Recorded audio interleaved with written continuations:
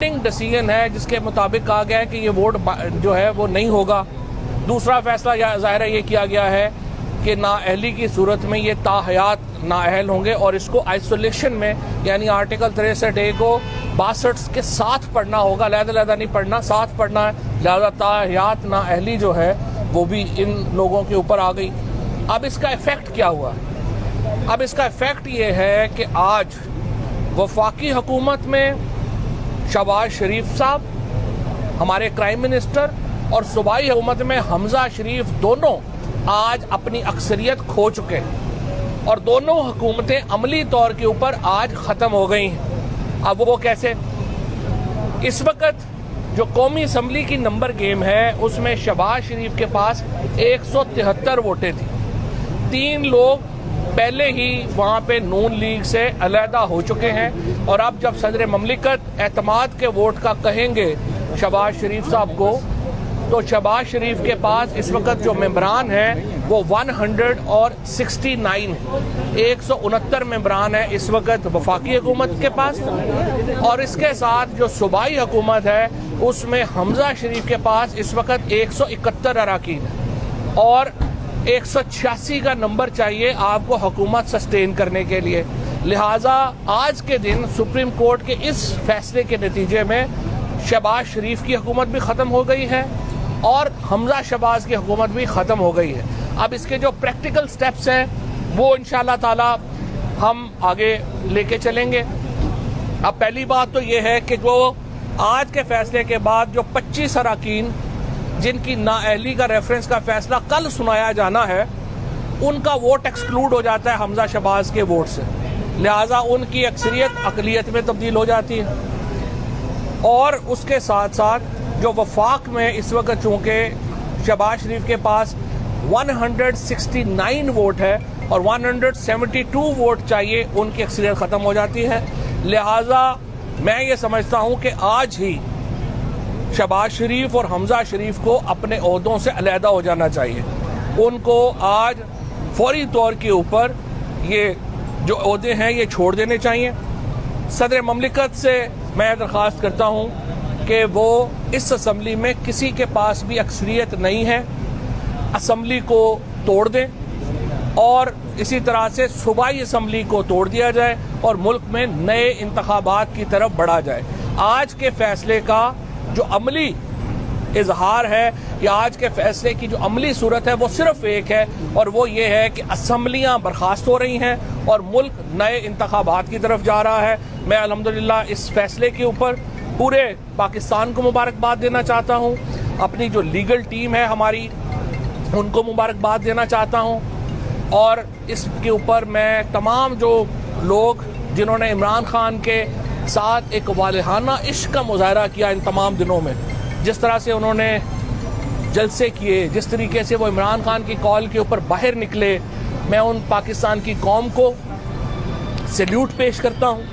उनको ये असल विक्ट्री उन लोगों की है, असल ये जो जीत है ये उन करोड़ों लोगों की है जिन्होंने इस मौके के ऊपर तहरीके इंसाफ का और इमरान खान का साथ दिया और अल्हम्दुलिल्लाह ये हुकूमत अब प्रैक्टिकली जो है वो ख़त्म हो गई है और अमली सूरत में अगले 1-2 दिनों में खत्म हो जाएगी। एक ये बता दीजिएगा कि एक तो जो ताहयात नाअहली वाली बात है वो उन्होंने वापस पार्लियामेंट की जानिब भेजी है, उसके ऊपर ताहयात नाअहली पर फैसला नहीं दिया, उसको पार्लियामेंट कैसे देखेगी? और दूसरा जो इलेक्शन कमीशन ने कल पंजाब की नाअहली के हवाले से अरकान का फैसला देना था, उसकी कॉज लिस्ट भी चेंज कर दी गई है और उसके हवाले से कहा गया कि उसको कल की जो कॉज लिस्ट है उसमें ये फैसला मौजूद नहीं है, ताहम इलेक्शन कमीशन दे सकता है, नई कॉज लिस्ट दोबारा जारी हो सकती है। इसकी क्या वजह? देखिए वो अब इररिलेवेंट हो गया है। फॉर अगर आपने इन लोगों की, अब तो सिर्फ एक ही सवाल है ना कि ये लोग जो है ये ताहयात नाअहल है या अभी नाअहल, अभी तो ये तो कंफर्म हो गया ना कि अभी ये नाअहल है।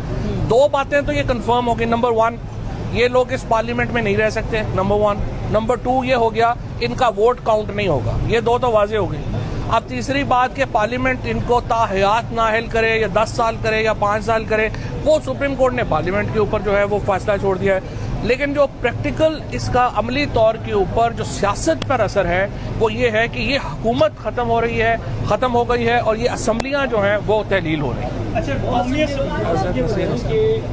बड़ा मुतालबा आपका मंजूर, आपके मुताबिक मंजूर हो गया है, क्या हकीकी आज़ादी मार्च की अभी कोई गुंजाइश रह गई है? देखिए अभी जो है ये कहते हैं ना कि देर हुई आने में तुमको शुक्र है फिर भी आए, तो यही फैसला अगर पहले आ जाता तरीके एतमाद से पहले तो शायद बेहतर होता। आज जो डॉलर 200 रुपये पे चला गया है, पाकिस्तान की मईशत बैठ गई है, चीज़ें सारी हमारी मईशत की चोलें इन्होंने 1.5 महीने में 1 महीने में जिस तरीके से पाकिस्तान की मईशत को इन्होंने इतना नुकसान पहुंचाया, पाकिस्तान की मईशत की इन्होंने चोलें हिला दी हैं। हमारी जो तमाम एफर्ट थी इन्होंने महीनों में उनका बेड़ा गर्क किया और अल्लाह का शुक्र है कि ये जल्दी इनसे जान छूट गई है, अदरवाइज तो ये पाकिस्तान को बहुत ज़्यादा इन्होंने नुकसान जो है वो पहुंचाना था। अब इस वक्त जो सूरत हाल है वो यही है कि इस वक्त पाकिस्तान एक नए इलेक्शंस की तरफ बढ़ रहा है और जो हकीकी आज़ादी मार्च है, हमारा बुनियादी मुतालबा तो यही है कि हम इलेक्शन चाहते हैं। जब तक इलेक्शन डेट अनाउंस नहीं होती ये तमाम हमारे इकदामात इंटैक्ट जो हैं वो रहेंगे और इंशाअल्लाह ताला बाकी सूरत हाल आपसे कुछ देर बाद इमरान खान जो हैं वो अपने जलसे में ये बताइएगा कि रात 12 बजे जब आला अदलिया के दरवाजे खुले तो मंदिर के घंटे की तरह इमरान खान समेत आप सब लोगों ने आला अदलिया को खड़काया, उनकी तौहीन की। वो फैसला आप दुरुस्त समझते हैं या अभी भी समझते हैं वो रात 12 बजे? कोई भी फैसले 100% इंसानों से फैसले सही भी नहीं होते, 100% गलत भी नहीं होते। ये थोड़ा ही है कि एक फैसला आपने सही किया है तो फिर आप गलत नहीं करेंगे, गलत किया है तो सही नहीं करेंगे, और जो गलत है उसको आपको गलत कहना चाहिए, जो सही है उसको सही कहना चाहिए। ये फरमाएगा कि इलेक्शन कमीशन की जानिब से ये कहा जा रहा था कि उन्हें वक्त चाहिए अक्टूबर या नवंबर तक, क्या आप समझते हैं अगर वो वक्त मांगते हैं उनको दिया जाएगा या नहीं? कोई वक्त नहीं है जी। पाकिस्तान का आइन का आर्टिकल 218 बिल्कुल वाज़ेह है। उस आइन के आर्टिकल 218 के मुताबिक 90 दिनों में आखिरी मरदमशुमारी के मुताबिक जो हल्का बंदी हुई है उसके मुताबिक आपने इलेक्शन करवाने हैं। सो तमाम जो हल्का बंदियां हैं वो इस वक्त आखिरी मरदमशुमारी के मुताबिक हुई हैं। कोई इसमें ज़रूरत नहीं है किसी मामलात की, और जो इस्लाहात भी चाहिए सुप्रीम कोर्ट अपने उसमें भी कहा था कि आप हमारे पास ले आएँ, हम वो कर देंगे और प्रेसिडेंशियल रेफरेंस से भी आ सकती हैं। सो वो प्रॉब्लम नहीं है। बताएं कि जो इंतखाबात होंगे इस सिनेरियो में बगैर इस्लाहात के, उनका जो रिजल्ट आएगा तहरीक इंसाफ को कबूल होगा कि या फिर एहतजाज ही किया? हम सिर्फ समझते हैं कि इलेक्शन कमीशन की तब्दीली होनी चाहिए, इलेक्शन कमिश्नर की तब्दीली होनी चाहिए। बाकी को बड़ी इस्लाहात की इस वक्त नहीं ज़रूरत, और जो भी इस्लाहात करनी है पॉलिटिकल पार्टीज बैठ के ऑर्डिनेंस की सूरत में हालात में यही सवाल जो है ना थोड़ा डिफरेंट तरीके से कि चीफ इलेक्शन कमिश्नर के खिलाफ एक बाकायदा कंपेन चलाई गई और उसमें बहुत सारी बातें सच भी थी। तो अब जब इलेक्शन की तरफ बढ़ रहे हैं तो इसी चीफ इलेक्शन कमीशन के ये सदा बड़ी है कि गवर्नर हाउस से बेवकत होके बेतौकीर होके निकले, तो ये बहुत बेआबरू होके तेरे कूचे से हम निकले वाली सूरत हाल है। बेआबरू भी हुए, बेतौकीर भी हुए, तो उसके लिए इतनी सजा बड़ी है। वो बेचारा इतना, अल्लाह माफ करे, इतने काबिल नहीं है कि उसके खिलाफ आर्टिकल 6 लगाया जाए। लिहाजा आपने इलेक्शंस की तरफ जाना है। अब इलेक्शंस ऐसे होने चाहिए जिस पे तमाम फ्रीकेन का इत्तफाक राय हो, और उसके लिए जो है आपने जो इक़दामात करने हैं उसके ऊपर बैठ के बात जो है वो। कौमी असम्बली में 25 अरकान जो आपके थे उन्होंने वोट कास्ट नहीं किया, 3 उन्होंने वोट कास्ट नहीं किया, 3 नून लीग के 169 रह जाते हैं। अगर आइन में क्या कोई ऐसी चीज़ें मौजूद हैं कि अगर मेजॉरिटी जिसके पास हो वो ही पीएम रह सकता है और आपके वो 25 अरकान आपके किसी नुमाइंदे को पीएम के लिए वोट कास्ट नहीं करते? तो नहीं, इस वक्त देखिए हम तो असम्बली में ही नहीं है, हम तो इस्तीफा दे चुके हैं। असम्बली में 172 अरकान पूरे करना जो प्राइम मिनिस्टर है उसका काम है। प्राइम मिनिस्टर के पास 172 बंदा इस वक्त नहीं है, और जब 172 बंदा उसके पास नहीं है तो वो हुकूमत कंटिन्यू नहीं कर सकता। फवाद साहब, ये जो आपने ख्वाहिश का इजहार किया है कि सदर को लेकर कौमी असम्बली तहलील कर दें, तो आर्टिकल 58 का इख्तियार तो सदर के पास नहीं है, तो ये कौन सी नहीं, आर्टिकल 58 में ही है सदर के पास कि जब वो देखते हैं कि असम्बली में किसी के पास अक्सरियत नहीं है तो आर्टिकल 58 के तहत सदर असम्बली तोड़ सकते हैं। अच्छा ख्वाजा साहब, पंजाब में आप समझते हैं कि अगर 25 ये वोट माइनस होते हैं तो उसके बाद परवेज इलाही या पीटीआई के जो कैंडिडेट हैं वो यहाँ पर हुकूमत साजी की तरफ जाएंगे या अल्टीमेटली इलेक्शंस ही आपका? देखिए मेरा ख्याल है फौरन इलेक्शंस की तरफ जाना चाहिए। मुल्क जो है ना अब मुतहम्मिल नहीं हो सकता और इस तरह की गेमों का। अब आप लोग जो है, सिर्फ एक मैं मुकम्मल करूँ, आप लोग पंजाब असम्बली को ज़्यादा बेहतर कवर करते रहे हैं, आपके पास एग्जैक्ट नंबर आपके पास ज़्यादा है।